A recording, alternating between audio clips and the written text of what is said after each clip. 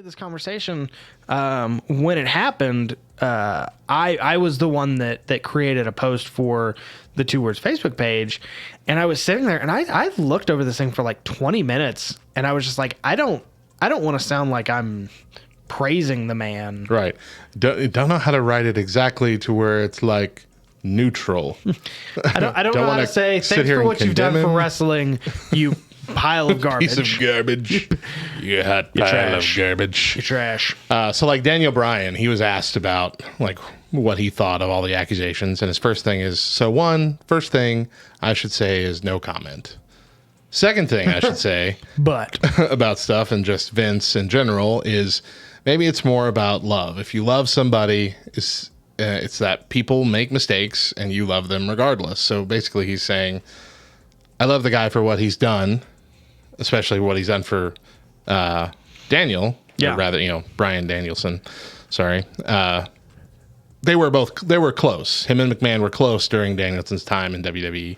And, it was like a mentor situation, but not like an on-camera mentor, like a legitimate thing. It wasn't an Austin Theory McMahon thing that they were doing these last few months. To the point where he's got like a notebook full of things that he's learned from Vince. He carries Vince in high regard. And I think, 99% of the time, that's who he was to people. But that 1% will get you. 1% always comes back to get you.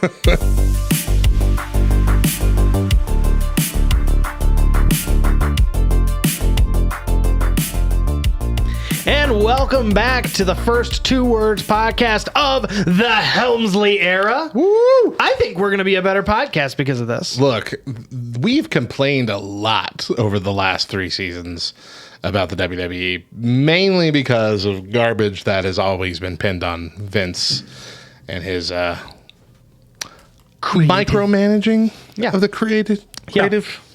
Yeah, I mean, like staff. there's what was it last year? There was a story of Vince McMahon walking into SmackDown, and an hour before the show, he ripped up the pages and started from scratch. And there were many stories where it's like you're going into that day not knowing what you're doing that night. Yeah. Like there were at least 3 different times I remember reading articles saying that they were still trying to plan out what was happening on Raw or SmackDown as of the morning of. Like that's intense, difficult work to have to work under that kind of scrutiny. Yeah. And then having to try and be creative and good and entertaining, coming up with all of it within a matter of hours. Yeah. And I mean, like, there are producers for each match, for each segment. And those producers may handle multiple segments, but there's only a finite amount of work that one person does. Yeah. And then Vince McMahon comes in and is like, nope, I'm going to do all of it. Well, rip garbage. That was trash. And Kevin Nash was on a video one time talking about the writing for WCW back kind of in its big day. And he said, we would literally have to write weeks out, and we would have to figure out what we were going to do, because we were recording Thunder on Monday for a segment, or, Thunder on Saturday that wasn't going to air until Thursday. But we had to write as if all of that stuff had happened after the Nitro that got taped on Monday. Oh, man. He goes, and we had to do that leading into the Tuesday night show, whatever they had. It was like, it was a mess. Yeah. Trying to keep track of all that stuff. Ridiculous schedule. So, with I guess really just things we're excited about. And maybe, I don't know, things we might be concerned about. One thing that I have noticed right off the bat is the women's matches are already better. Oh, yeah. The women's division overnight got better. Right. A lot of things like that, happened overnight. Yeah. SummerSlam, like we said, was wild. This last Raw was good. I'm looking forward to SmackDown this week. But, Michael Cole, let's talk about that. Michael Cole, gosh, he seems so much happier. Much happier. Also, the fans are so much happier with him. Yeah. He's been the guy that all the fans hated because he's been the mouthpiece of Vince McMahon for so long. And as soon as he was let off that leash, people are like, oh, I like Michael Cole again. Oh, maybe he wasn't the bad guy here. Well, and he even said something on like a Raw or SmackDown. Somebody was like, "Oh, you need to calm down." He's like, "I have been calm for far too long." Yeah, it's like I liked you when you weren't allowed to say everything you thought. So, well, things have changed. Yeah. Yeah, I mean, we went from having Becky Lynch versus Bianca Belair at last year's SummerSlam that was 26 seconds to they had, I think they had like a 10-minute match to open, and it was a banger of a match. And it ended with Becky Lynch turning face again. Yeah. And then she came out on Raw and had a beautiful segment that immediately erased all the garbage that we've hated about her for this last year. Yeah. Like immediately. I feel like brought back the man thing and everything. Yeah. It was great. No, I'm very excited for that. She's gone now for several months. Well, dang shoulder. You know, shoulder injuries. What are you going to do? But I'm once again looking forward to her to coming back. Yeah. You know, and you're having interesting women's matches like who came out the other day? It was Alexa Bliss and somebody else. Alexa Bliss and Asuka were behind. Wow, I'm blanking. Who did holy crap, my brain is just completely fried. Alexa Bliss and Asuka came out against the new faction with Io Sky and Bailey and so, but anyway, I can't remember. I can't remember anything anymore. Becky Lynch came out, or Alexa Bliss is back, and they're putting together like what was the match for? decent storylines. One very interesting thing that I've noticed. Hello. What the heck? You don't be playing that stuff. So sorry. It almost just feels like a new life has been breathed into it. Like Tommaso Ciampa's on Raw. Okay, they came out with Bianca Belair. Okay, so this was Bianca Belair's match versus Io Sky. Okay. Alexa Bliss and Asuka came out to basically be her backup. Bodyguards. Yeah. The heavy. Okay. I don't know why I didn't think it was Bianca Belair. Edge is getting a good storyline now. Mm-hmm. Like he's not just getting like a background thing. It's feeling like old Edge. Yeah. I mean, it is a little weird because he did step away from Judgment Day because he didn't like the supernatural weird angle that it was about to take, and now he's come back in a supernatural weird angle of his own. That is weird. But it's still pretty darn cool. Yeah, I mean, it's great, and like I said, like Tommaso Ciampa had sworn off going to the main roster. Mm-hmm. He didn't want to do it, and now all of a sudden Vince McMahon's out, and he's like, "Yeah, I'll go." Yeah, and they're planning to enhance his presentation. I think we've already seen that a little bit on Raw. I'm not liking the neon trunks. Yeah, I'm hoping that changes. Put him back in black. He's also campaigning to get his full name back. He should. Tommaso Ciampa is a fantastic name. It's a fantastic name. Is he fantastic name, fantastic look, fantastic wrestler. I would like Matt Riddle to have his name back too. I would like Matt Riddle to come back. I would like Johnny Gargano to be hired back. And I think that's a possibility. I want Tommaso Ciampa and Johnny Gargano to do the next 4 WrestleMania main events. Speaking of comebacks, rumors have already been swirling that it's pretty much a done deal. Sasha Banks and Naomi will be returning. Oh. They have reached an agreement.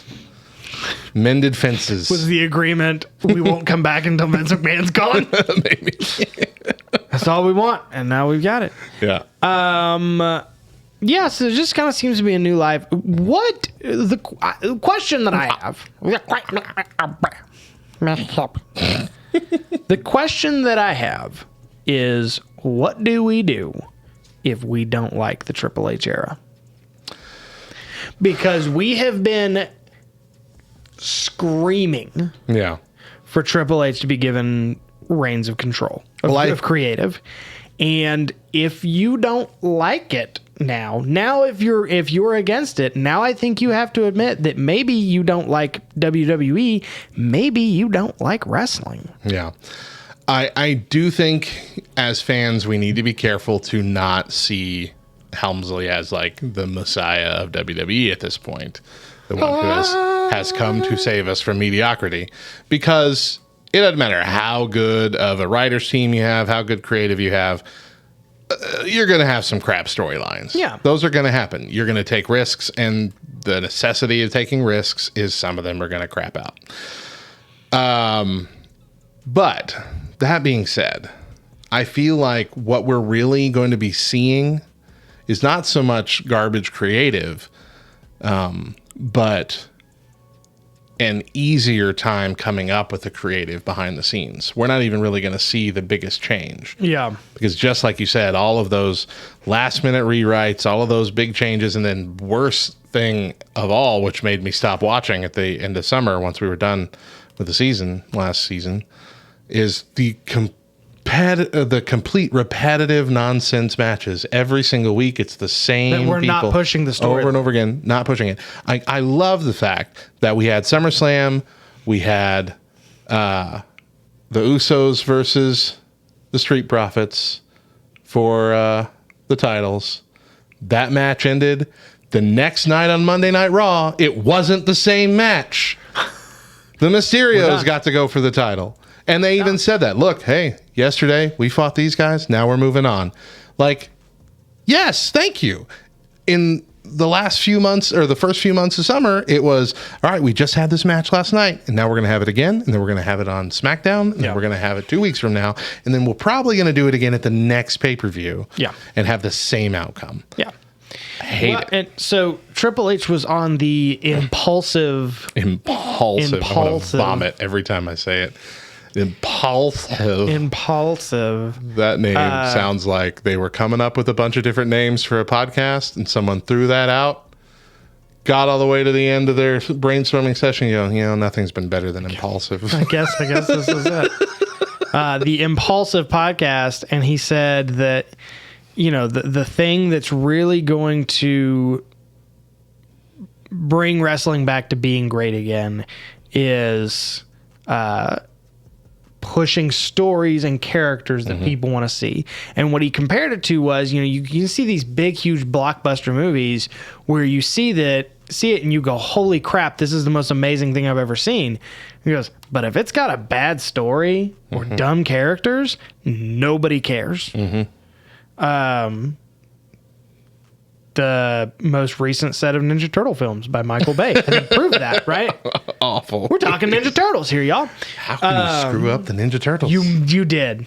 Granted, why make another Ninja Turtle film after Secret of the Ooze? Like, what about Turtles in Time, man? Turtles in Time.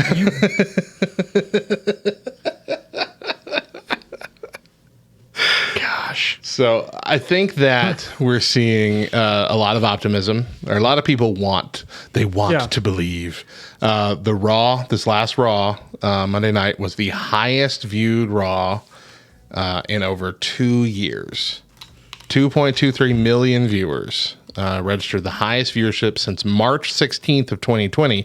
And I think that one was only high because it was the first Raw after WrestleMania 36, which was when WWE had to go into the Performance Center. So everyone was tuning in to see what the heck is Raw going to look like now. So I don't know if that even counts, and I don't know how far back it goes beyond that one. But like this is a push that people were waiting for, and they have an opportunity. I mean, they have an opportunity, because if their ratings are this good right now, and they can kind of keep those ratings similar. I mean, and I hate to be the crap on AEW guy, but AEW lost a ratings battle with a Seinfeld rerun on Nick at Night. Yeah, they haven't really been having the best summer either. Granted, let's put it that way. It was a great episode of Seinfeld. It was the Soup Nazi episode. How are you going to miss that one? No soup for you. But give me the bread, you old bag. yeah, there's. You know how to take the reservation, but you don't know how to keep the reservation. And that really is the most important part of the reservation. Keeping. Just take Anyone can just take them. Just take them everywhere.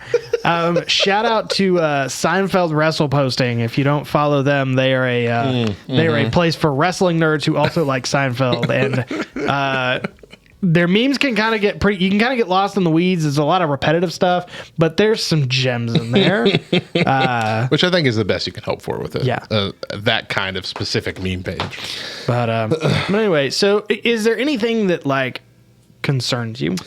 I am concerned that Triple H might lean too heavily into his NXT folk. Not the people currently in NXT, but the people that he brought up. His Black and Gold crew? Yeah, the Black and Gold crew. I'm worried that he's going to leave the main roster WWE that have been around for a while kind of in the dust. I'm not saying that I've seen that happening, but I am saying that is. You could see it's always a worry. You could see that happen. You could see it clearly in his mind that he could be thinking, "Hey, we need an injection of more of the fresher people, and let the older folks kind of." But here's, the longer tenured folks, anyway. But you even look at your longer tenured folks.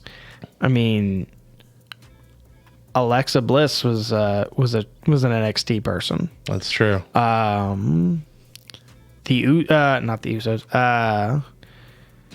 Otis is an NXT guy. Chad Gable's an NXT guy. The Street Profits are NXT guys. The people we like to see are Triple H's boys. That's a good point. You make a decent point. It's hard really to think of that many wrestlers now that aren't. Like Black and Gold. Like The Miz. Miz. But The Miz isn't going off TV anytime soon. But at the same time, they've paired him with Tommaso Ciampa for no real reason, it appears. I don't know. Do you see anybody in AEW who's going, maybe... I feel like maybe there's going to be maybe not most of them, but I feel like a lot of them. Any of them that were like, "There's no way I'm going over," I feel like they're like, "Well, maybe now it'll be different." And I feel like that's going to be the case with a lot of folks who've either been let go by WWE recently and kind of made that vow. Because I really think everybody's squarely aiming all their ire at Vince McMahon. Yeah, like I don't want to work for Vince McMahon. Or I don't want to work for him again. And I think that's the Sasha Banks and Naomi thing that's proving that to me is like they left and they've been gone and they've been silent about it. And then 2 weeks after Triple H takes over, we back. Yeah. We might see them as early as SmackDown this week or Raw next week. And that's crazy to think of. They get a crazy pop too. Mm-hmm, they will. Yeah, if Samoa Joe is not signed back to the WWE within the next 365 days, I'll take my shirt off and do the Steiner Math promo with the chainmail and everything. Yeah, that is how much I believe in that. I'd like to see Samoa Joe back. I do not have any doubt in my mind a guy like Samoa Joe will come back. Honestly, I could see Moxley returning. Really? Good. Really? Moxley returning? I think you... if they're going to keep the title on Roman Reigns, this is hypothetical. Let's just talk shop for a second. Which is not the correct phrase for this, by the way. We're not talking shop.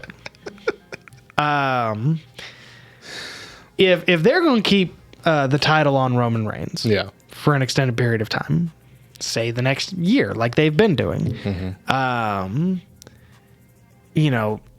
a guy like Moxley come back and challenge Roman Reigns, having a guy like Samoa Joe come back and challenge Roman Reigns, Yeah. I mean, you put Daniel Bryan in there, and I mean the ground will shake with Now, how loud people are. I do think there's a possibility of Daniel Bryan coming back. Maybe not immediately, but he didn't really leave on bad terms. No. He just wanted a little more Action. creativity, a little more action in his storyline. But I could totally see him returning one day. Yeah. I mean, Moxley's a stretch. Moxley, Moxley, I feel like is a little more of a stretch, and I don't think he was ever 100% happy with his role in the WWE. So I don't know if there's any hope left glimmering to come back to. But yeah, Daniel. I keep on calling Daniel Bryan. Daniel Bryan, Samoa Joe. You know, those guys, I think, would fit right back in. I think Cesaro will show back up. You think so?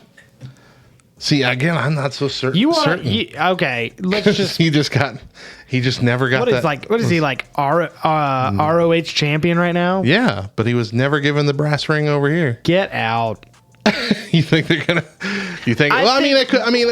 Cody Rhodes. Cody Rhodes did it. Exactly. I mean, here's the thing: is none of these people are I don't think if they're smart that any of these guys who left and were disgruntled and went to AEW because they never got the brass ring.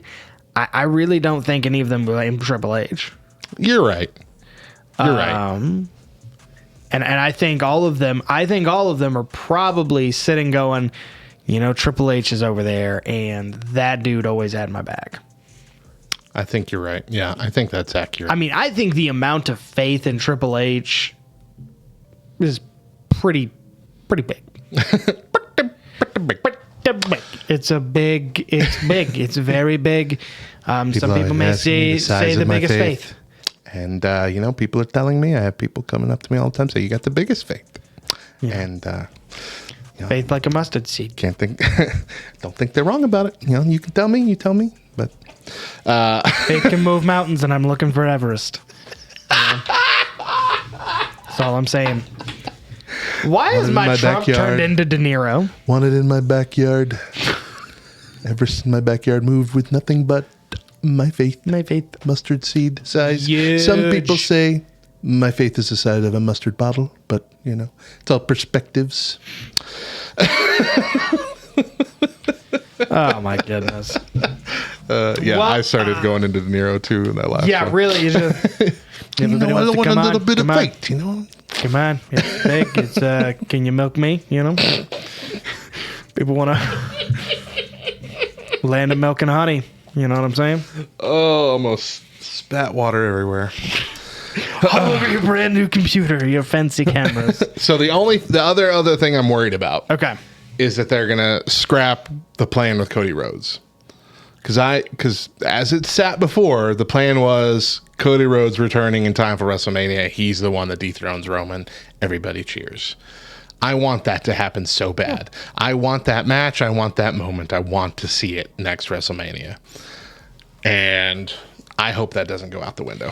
And honestly, with Triple H, that moment could even be better, because I think with Triple H, you could have him win, and then like Dustin Rhodes and Arn Anderson could come out, and like his guys could come out and make it a big moment for him.